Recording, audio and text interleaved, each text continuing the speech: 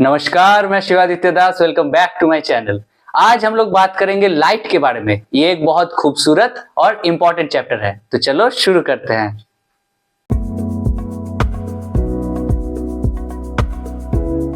अब what is light? Light is a source of energy which provide us sight to सी।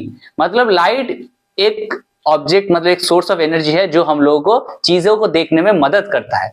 अब light खुद invisible होता है, पर उससे हम बाकी चीजों को देख सकते हैं। हम लोग बचपन से दो चीज पढ़े हैं, एक है मेरा लुमिनस और एक है मेरा नॉन लुमिनस ऑब्जेक्ट।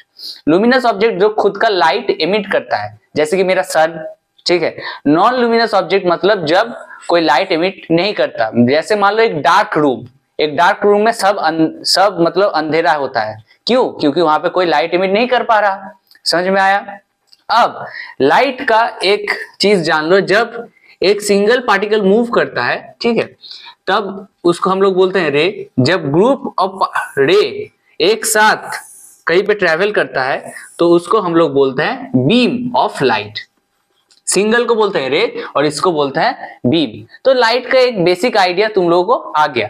अब हम लोग इस चैप्टर में आगे पढ़ेंगे रिफ्लेक्शन और रिफ्रैक्शन ऑफ लाइट के बारे में, ठीक है। तो पहला हम लोग पढ़ेंगे रिफ्लेक्शन के बारे में। What is reflection? रिफ्लेक्शन मान लो एक ऑब्जेक्ट, जब एक मान लो ये एक प्लेन सरफेस है, एक प्लेन सरफेस है, इसके ऊपर लाइट आके गिरेगा, गिरा, ठीक है, ये वापस बाउंस बैक करेगा ऑपोजिट डायरेक्शन में, ऑपोजिट डायरेक्शन में। इसको हम लोग बोलते हैं reflection. When light falls on a subject और an object and it bounce back in opposite direction, it is known as a reflection of light. अब ये जो मेरा रिफ्लेक्शन ऑफ लाइट हुआ, ये मान लो एक सरफेस से ये मेरा रिफ्लेक्शन ऑफ लाइट हुआ है, ये मान लो नॉर्मल है, ये नॉर्मल है, मतलब ये परपेंडिकुलर, ठीक है। इसको बोलते हैं हम लोग इंसिडेंट रे, इसको बोलते हैं हम लोग रिफ्लेक्टेड रे। ये नॉर्मल के साथ इंसिडेंट रे जो मेरा एंगल बनाता है उसको बोलते हैं एंगल ऑफ इंसिडेंस, और इसको बोलते हैं हम लोग एंगल ऑफ रिफ्लेक्शन। समझ में आया? इतना तो सबको क्लियर है। अब ये जो मेरा रिफ्लेक्शन ऑफ लाइट है, इसका बहुत एक इंपॉर्टेंट चीज है, इसका लॉ होता है, that is laws of reflection. What is the laws of reflection? State that point number 1, the incident ray, the normal and the reflected ray all lie on a same plane. देखो ये मेरे incident ray, ये मेरा normal और reflected ray, हर एक चीज मेरा एक ही सरफेस के ऊपर गिर रहा है, ठीक है। ये मेरा है फर्स्ट लॉ। सेकेंड लॉ क्या? Angle of incidence equals to angle of incidence equals to angle of reflection.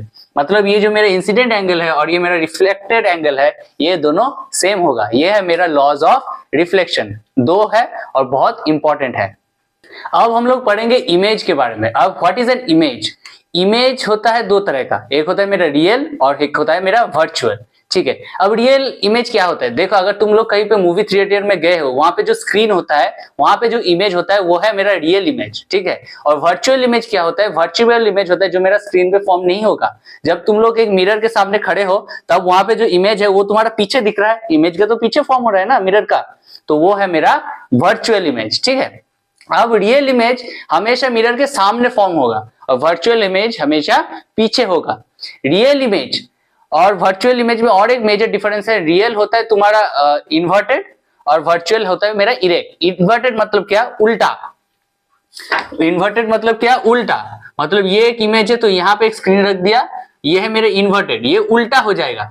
This is inverted image. और जब मेरा अगर देखोगे मिरर में देखोगे तुम, जब तुम्हारा लेफ्ट हैंड उठाओगे तो वो अपना राइट हैंड उठाएगा, ये अपराइट हो जाता है, इसको बोलते हैं हम लोग वर्चुअल इमेज। समझ में आया? Everything clear? ये जो डिफरेंस है रियल इमेज और वर्चुअल इमेज का, ये एक बहुत इंपॉर्टेंट डिफरेंस है, ठीक है। तो रियल इमेज बेसिकली क्या हुआ? जिसको हम पर्दे पे फॉर्म कर सकते हैं वो है मेरा रियल इमेज, और जो स्क्रीन पे फॉर्म नहीं होगा, मिरर के पीछे फॉर्म होगा, वो है मेरा वर्चुअल इमेज। समझ में आया? अब हम लोग बात करेंगे अबाउट मिरर्स। देखो मिरर अब दो टाइप का होता है, एक होता है मेरा प्लेन मिरर जो तुम लोग पहले भी पढ़ चुके हो, और एक होता है मेरा स्फेरिकल मिरर, ठीक है। स्फेरिकल मिरर मेरा दो टाइप का होता है, एक होता है मेरा कॉनकेव मिरर, एक होता है मेरा कॉन्वेक्स मिरर। जब ये मान लो एक मिरर है, ठीक है, इसके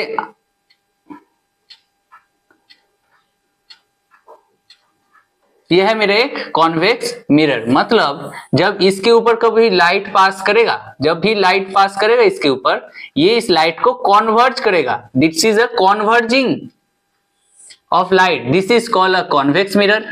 ठीक है, यह है मेरा कॉन्वेक्स मिरर। और जब मेरा इसका सरफेस बाहर की तरफ लाइट हिट करेगा, ठीक है, जब बाहर की लाइट तरफ मेरा लाइट हिट करेगा, तब ये डाइवर्ज करेगा, तब ये लाइट मेरा डाइवर्ज करेगा और इमेज मेरा पीछे की तरफ फॉर्म होगा, इमेज मेरा पीछे की तरफ फॉर्म होगा। ये है मेरा डाइवर्जिंग इमेज और ए कॉन्केव मिरर। समझ में आई? देखो यहां पे मेरा कॉन्वर्ज हो रहा है, ठीक है, यहाँ पे मेरा इमेज जो है वो देखो, लाइट आया इनफाइनाइट डिस्टेंस से और आके फिर बैक करके यहाँ पे कॉन्वर्ज हुआ। कॉन्वर्ज हुआ मतलब एक पॉइंट पे, पर्टिकुलर पॉइंट पे आया, इसको बोलते हैं मेरा कॉन्वेक्स मिरर। और जब लाइट मेरे इनफाइनाइट डिस्टेंस से आया तब वापस ये डाइवर्ज हो गया, देखो स्प्रेड हो गया और पीछे जाके फॉर्म हुआ। यह है मेरा कॉन्केव मिरर, यह है मेरा कॉन्वेक्स और यह है मेरा कॉन्केव। ये होता है मेरा कॉन्वर्जिंग और ये होता है मेरा डाइवर्जिंग।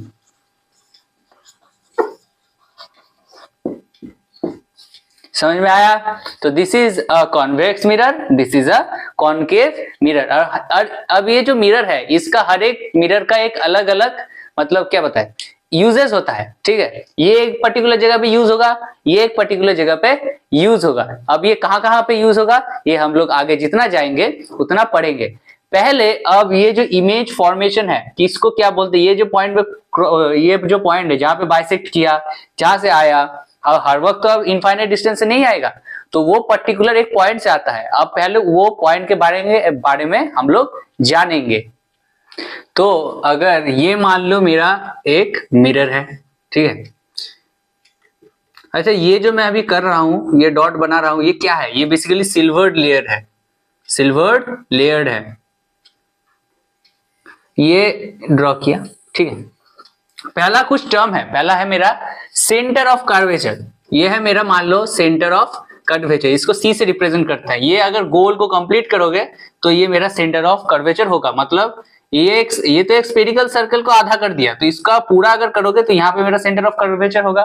ठीक है, सेंटर ऑफ कर्वेचर से जब मेरा डिस्टेंस है उसको बोलते हैं हम लोग रेडियस ऑफ कर्वेचर। क्या बोलते हैं? Radius of curvature. ठीक, समझ में आया?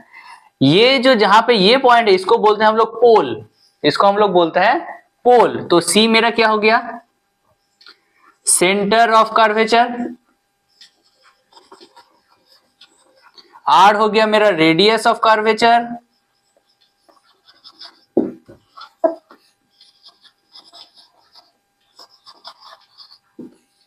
ठीक है, पी हो गया मेरा पोल, पी हो गया मेरा पोल। ठीक, अब ये जो सेंटर ऑफ कर्वेचर और ये जो पोल है, ये जो लाइन है, ये जो मैं मेन लाइन लिया, इसको बोलते हैं प्रिंसिपल एक्सिस। क्या बोलता है? प्रिंसिपल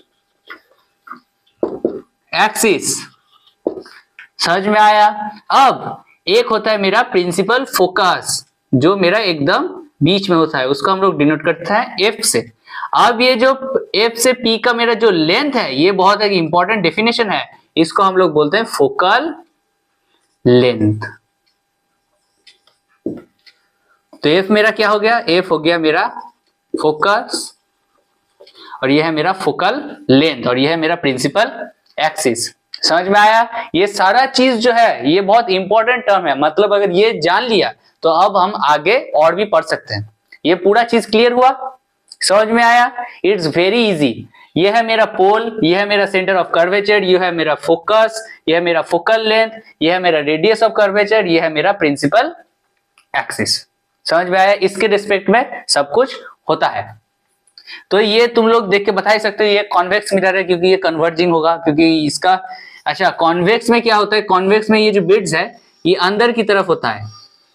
कॉन्केव में क्या होता है, कॉन्केव में तुम लोग अगर ऑब्जर्व किया तो ये बाहर की तरफ होगा, मतलब इसको अगर इस साइड में कर दिया तो ये कॉन्केव मिरर हो जाएगा। ये सिल्वर का लेयर है, ठीक है, बेसिकली लेयर ऑफ सिल्वर। तो ये समझ में आया पूरा चीज।